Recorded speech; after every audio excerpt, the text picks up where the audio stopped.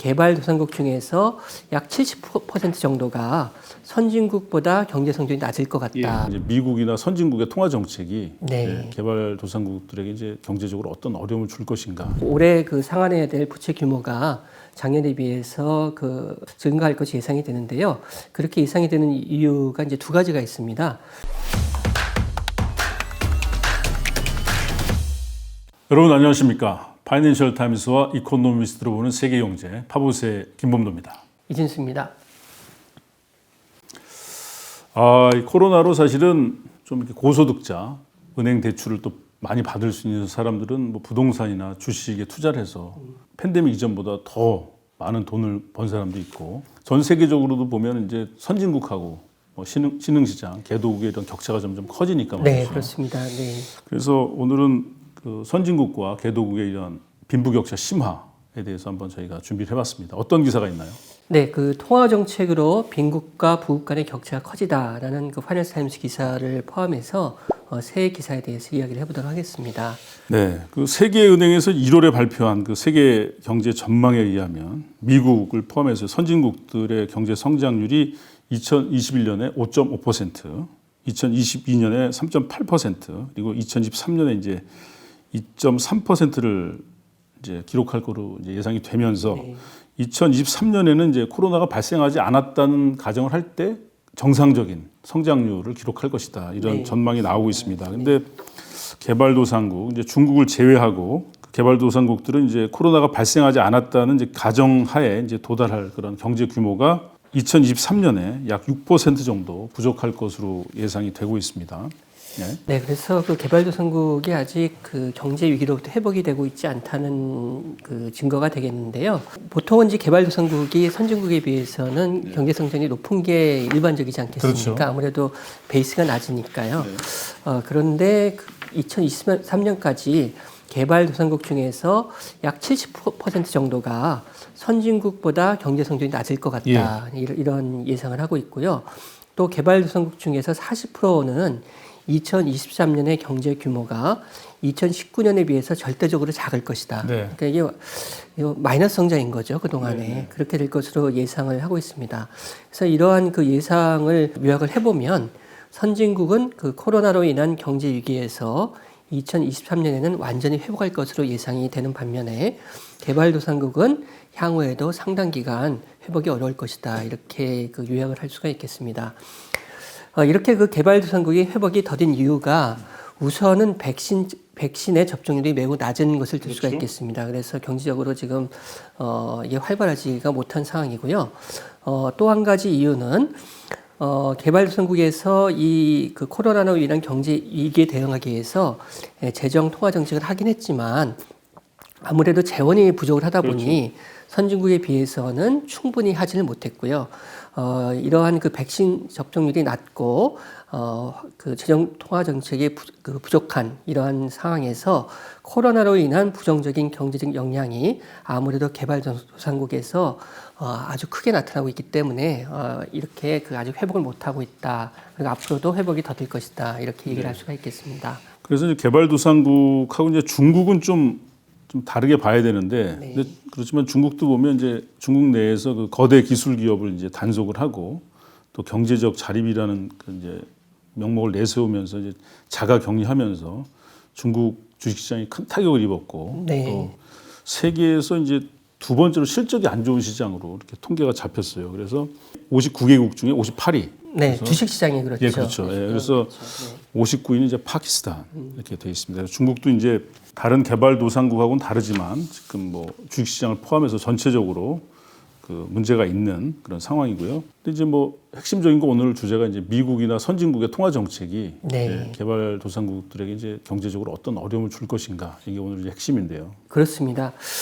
저희가 뭐 많이 다뤘고 그리고 많이 아시듯이 미국에서 지금 인플레이션이 가장 문제가 되고 있지 않습니까? 그래서 미국의 중앙은행에서 이러한 높은 인플레이션에 대응하기 위해서 금리 인상 그리고 유동성 축소를 할 것으로 이제 예상이 되고 있습니다.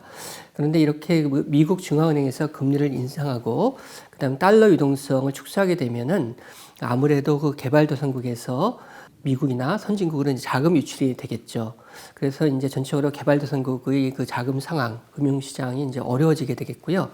또 개발도상국의 그 차익금리, 그 이제 금리가 전반적으로 높아지니까 개발도상국이 부담해야 될 차익금리도 이제 높아지고, 그리고 이제 그 미국으로 그 달러가 회귀가 되면서 달러 수요가 이제 늘어나게 되니까 달러 환율 강세가 이제 이루어지게 되겠죠.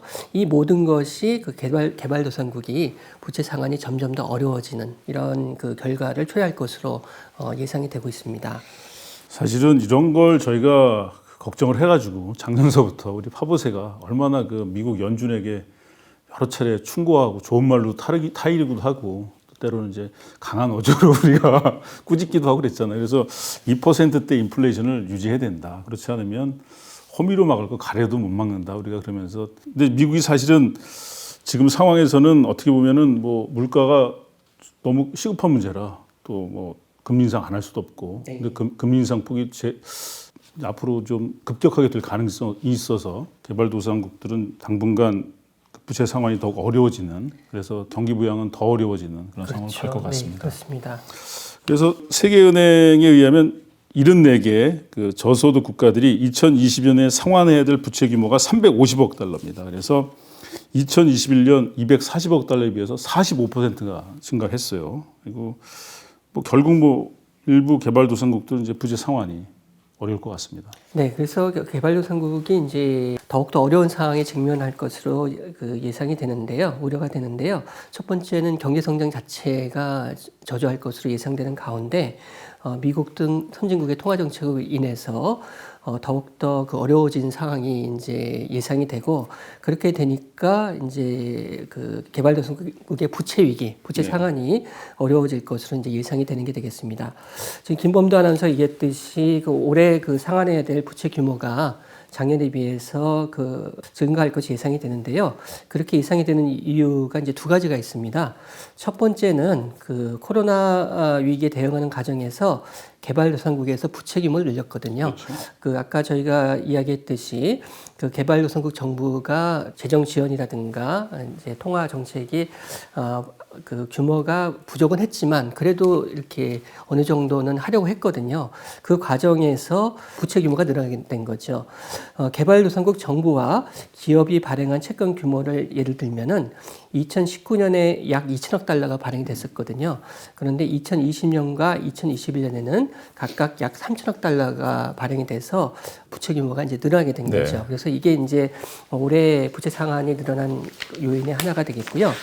두 번째는 코로나 위기로 인한 경제 위기 상황에서 일부 부채 상환이 작년 말까지 유예가 된 바 있습니다. 그런데 이제 올해부터 다시 이제 부채 상환이 재개가 되는 그 상황이거든요. 그래서 이러한 두 가지 요인으로 인해서 올해 개발도상국의 부채 상환이 이제 크게 증가를 하게 되었습니다. 이렇게 이제 부채 상환이 크게 증가하게 되니까 아무래도 일부 국가, 일부 개발도상국의 경우에는 부채 상환이 이제 어려운 에 직면하게 되는데 파이낸스 타임즈에서 대표적으로 들고 있는 나라가 스리랑카인데요. 스리랑카의 경우에는 국제 신용평가 기관인 S&P가 올해 1월에 그 국채에 대한 신용평가 등급을 트리플 C, 이제 C가 3개 있는 등급인데 굉장히 낮은 등급입니다. 신용평가 등급을 트리플 C로 낮추면서 올해 국채 상환이 어려울 것이다. 네. 이렇게 경고를 하기도 했고요.